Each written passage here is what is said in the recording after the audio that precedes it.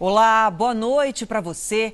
A nossa primeira reportagem é sobre a prisão de uma dupla que aplicava golpes em locadoras de veículos. Os criminosos usavam documentos falsos e não pagavam pelo serviço. Em seguida, ainda alugavam os carros para outros clientes, usando uma empresa fantasma. Alberto Aparecido Fino e Jefferson Borges de Souza eram os nomes verdadeiros dos criminosos, mas, segundo a polícia, os dois tinham várias identidades. Alberto, de 67 anos, é condenado por estelionato. A dupla falsificava os documentos para aplicar golpes em locadoras de veículos. 8 carros foram apreendidos e mais 30 ainda estão sendo procurados. A quadrilha retirava os carros em locadoras legalizadas e depois terceirizava o serviço de transportes em eventos. Os criminosos cobravam em um carro como esse mais de R$1.000 pela locação. Os nomes falsos eram usados em vários golpes. Eu usaria o carro para esse fim. Então não existe empresa legalmente criada. Não, senhor. Isso aqui é extraoficial. Sim, senhor. A dupla também abria empresas fantasmas para praticar os crimes. Eles abrem a conta, tem cartão bancário, talão de cheque com uma empresa normal, pegam empréstimos, isso tudo com documentos falsos. Alberto Aparecido Fino era Jorge Alberto Marim Fini quando abria a conta no banco, ou J. Marim quando representava uma construtora fantasma. Jefferson Borges de Souza se apresentava como Jefferson Borges, com 2 Fs, na locadora de carros executivos. Os dois vão responder agora por crimes como estelionato e falsificação de documentos. Vamos agora para o Rio de Janeiro, onde um religioso foi assassinado num sítio na zona oeste da cidade. A vítima foi encontrada amarrada e bastante ferida. Esse caso ainda é um mistério para a polícia. O médium Gilberto Arruda tinha 73 anos e, segundo as pessoas mais próximas, não tinha inimigos. Uma pessoa muito caridosa, fazia o trabalho dele, vivia para o lar. Parece que eu estou vendo um filme. Eu vou acordar daqui a pouco e sair da realidade. É uma coisa que ninguém esperava. O corpo foi encontrado hoje de manhã neste centro kardecista, que funciona em um sítio na zona oeste do Rio, onde Gilberto morava. Ele estava amarrado a uma cama com sinais de espancamento. A esposa que encontrou o corpo e ficou desesperada, ele estava machucado. Peritos da Polícia Civil examinaram o local do crime. A área de 13 mil metros quadrados é monitorada por câmeras. As imagens foram entregues à divisão de homicídios. Os agentes já começaram a ouvir testemunhas e parentes da vítima. Segundo os vigilantes do centro, nenhum estranho teve acesso à propriedade. Ontem, Gilberto deu uma palestra para dependentes químicos, mas não foi registrado qualquer incidente. Os dirigentes da instituição não acreditam que o médium tenha sido morto por intolerância religiosa. Isso não passa nem pela nossa cabeça. Confronto entre manifestantes e a polícia durante a reintegração de posse de uma área em Belo Horizonte. O grupo queimou um ônibus e destruiu o gabinete de um deputado. Os manifestantes mandaram os passageiros descerem e atearam fogo no ônibus. O único acesso ao aeroporto internacional de Belo Horizonte foi fechado. A destruição começou logo depois de um confronto entre manifestantes e a polícia. 4 pessoas ficaram machucadas e mais de 30 acabaram detidas. Foi uma violência por parte da polícia com gás, bomba lacrimogênea em cima das crianças. Os moradores da ocupação Isodoro, na região norte da capital, protestavam contra a retirada da área, onde vivem 8 mil famílias. A ordem foi de que, se não desocupasse a via, seriam dispersados pela Polícia Militar conforme o que ocorreu. Em seguida, o grupo seguiu para a Assembleia Legislativa de Minas Gerais. Parte do gabinete de um deputado foi destruída.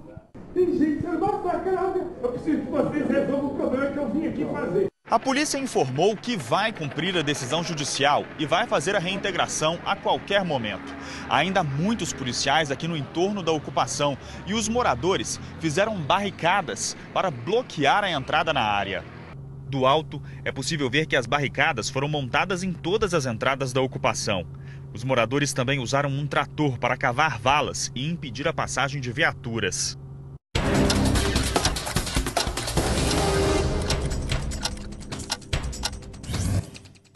O O paraquedista Cláudio Nippel morreu durante um salto hoje à tarde em Boituva, interior de São Paulo. Segundo testemunhas, ele bateu em outro paraquedista, desmaiou e não conseguiu acionar o equipamento.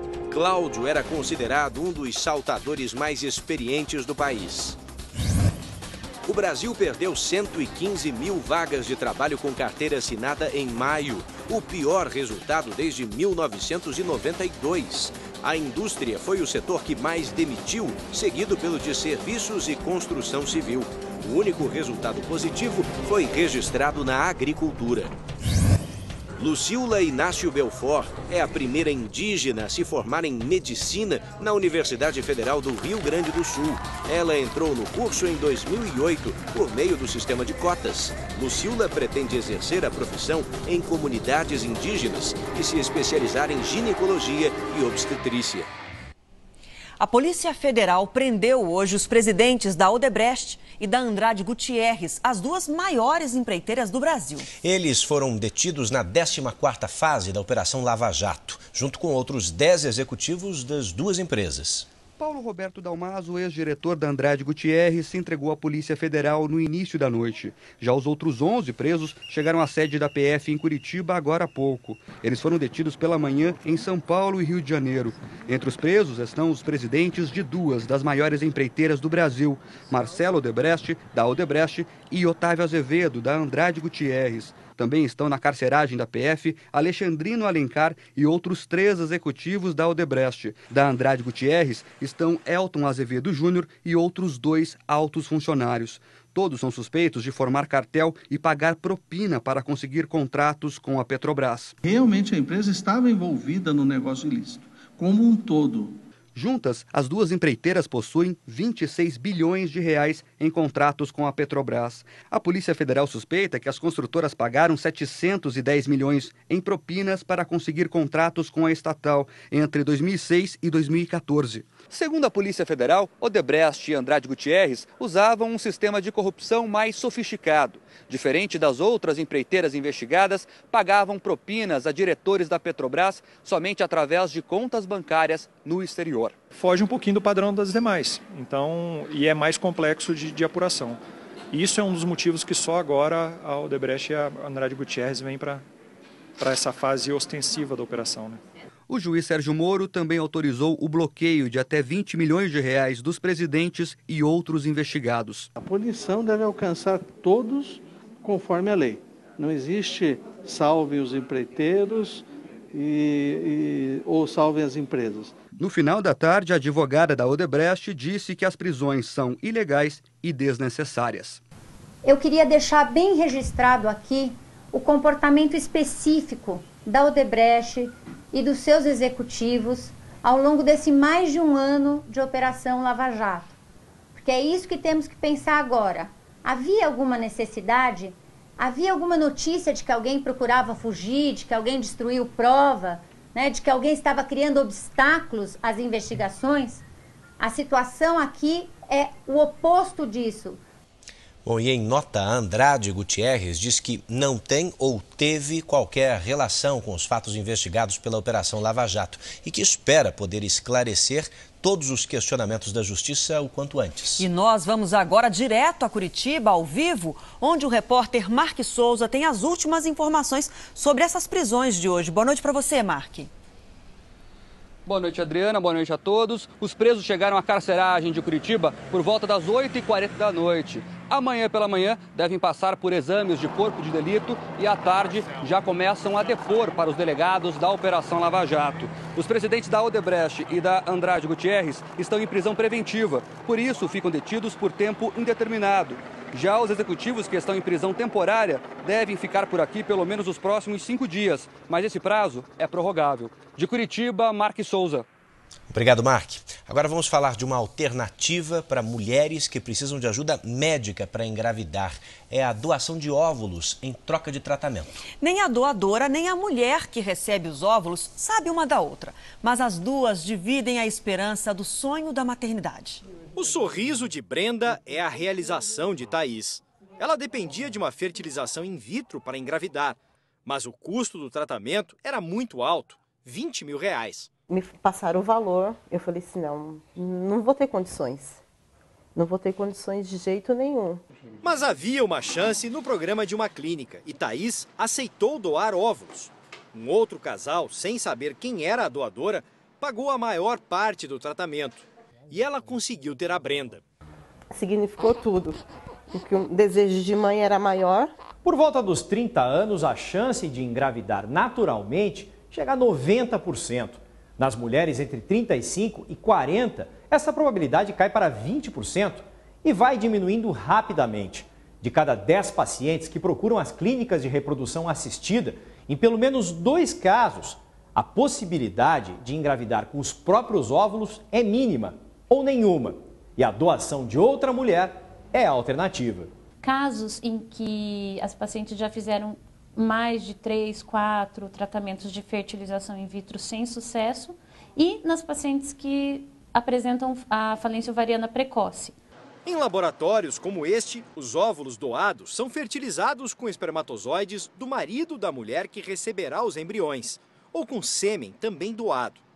Pela lei, doadoras e receptoras não podem se conhecer. Procuramos esses perfis semelhantes à mãe e a tipagem sanguínea também que seja compatível com o casal que vai receber a doação. Cor da pele, olhos, cabelo, altura. Eu fiz o possível para uma pessoa passar a mesma felicidade que eu passei. Fiz de tudo. Isso é bom. Fiz de tudo e faria tudo de novo. Novas imagens confirmam o descaso com a saúde no Instituto de Cardiologia do Rio de Janeiro. Hoje, inclusive, uma paciente registrou uma cena dramática. Uma pessoa morreu e teve que ser levada de escadas porque o elevador estava quebrado. O corpo do paciente é levado para o necrotério nos ombros de 2 ascensoristas e de 2 bombeiros. A cena revoltou funcionários e pacientes. Mais um óbito descendo pela escada. Foram 3 andares até o necrotério. Enquanto o transporte dos mortos é improvisado, os doentes que lutam para recuperar a saúde não conseguem chegar ao centro cirúrgico. 19 de junho. 6 horas da manhã, o elevador não funciona, mais um dia sem cirurgia no hospital. Só o macaco prego sobe e desce sem dificuldades. A imagem pode até ser divertida, mas a presença de animais dentro do hospital aumenta o risco de contaminação. Elevadores parados não são uma novidade no Instituto Estadual de Cardiologia. A situação já tinha sido denunciada na semana passada pelo Jornal da Record. A direção do hospital divulgou uma nota para esclarecer que o deslocamento pelas escadas foi necessário porque a família esperava pela liberação do corpo. Segundo a administração, o elevador apresenta muitos defeitos porque está em atividade há mais de 40 anos. Além de corpos pelas escadas, a falta de transporte para as macas também aumenta o tempo de internação para quem espera por uma cirurgia. Os 2 elevadores que transportam os pacientes pararam e a cirurgia foi cancelada já pela 5ª vez.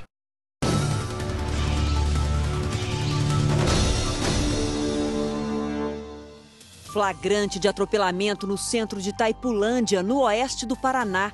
Esta motociclista avançou a preferencial num cruzamento e foi atropelada por um trator. As rodas dianteiras e depois as traseiras passam por cima da jovem. Segundo a polícia, ela não tem habilitação, foi socorrida e segue internada. E você também pode enviar um vídeo para o nosso WhatsApp, 11 989 33 3150. O inverno só começa no domingo, mas o frio, esse já chegou ao sul do país. Quem vê o dia ensolarado assim até se engana com a temperatura. Mas basta ver as pessoas andando pelas ruas para perceber que está frio, muito frio. Se tivesse um frio desse em Salvador, seria estado de calamidade pública. Não dá para aguentar, não. E as baixas temperaturas aquecem o comércio. Quem vende casacos de lã lucra com os turistas que chegam desprevenidos. Para nós, eu acho que triplica a venda. Pelo calendário, o inverno mesmo só começa no domingo, dia 21, mas o frio já chegou por aqui. Hoje, 9 cidades gaúchas registraram temperaturas abaixo de 0, segundo o Instituto Nacional de Meteorologia. Aqui em Canela, fez 8 décimos negativos e os termômetros devem chegar no máximo a 11.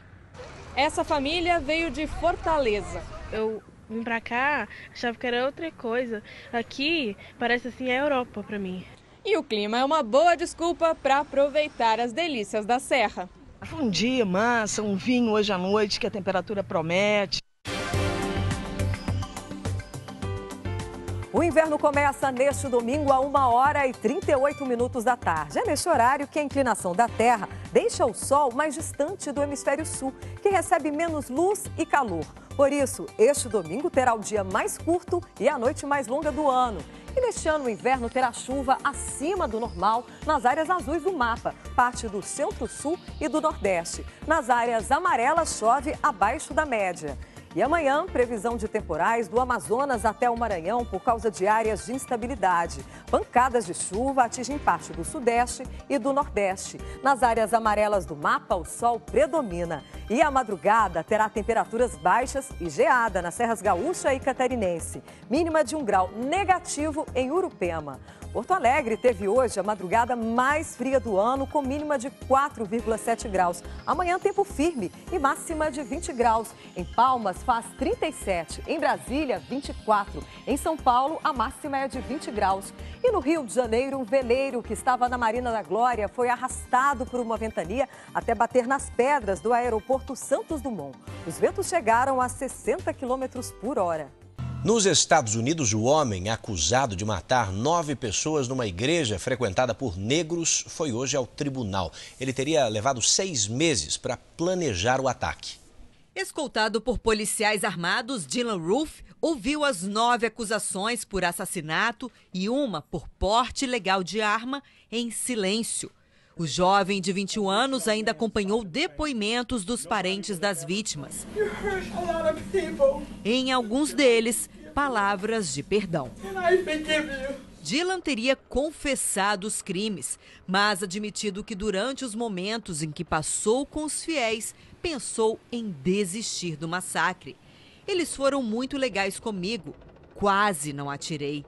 Teria revelado a um agente depois de explicar que pretendia dar início a uma guerra entre brancos e negros. A família do atirador divulgou um comunicado lamentando o ocorrido e disse que está devastada. O Departamento de Justiça americano afirmou que o caso pode ser considerado crime de ódio com motivação racial ou até mesmo terrorismo. Mas a governadora da Carolina do Sul acredita que a única sentença para Dylan seja a pena de morte, permitida no estado. O prefeito de Charleston se revelou contra a punição, mas disse que dificilmente o jovem irá escapar. 9 negros morreram na igreja da comunidade afro-americana. Vai ser difícil, mas vamos superar, desabafou o filho de uma das vítimas. 2 dias após o ataque, a comunidade ainda sofre. Em frente ao local do crime, flores e lágrimas. E por todo o país, orações. Senadores da oposição querem que o Brasil exija a saída da Venezuela do Mercosul.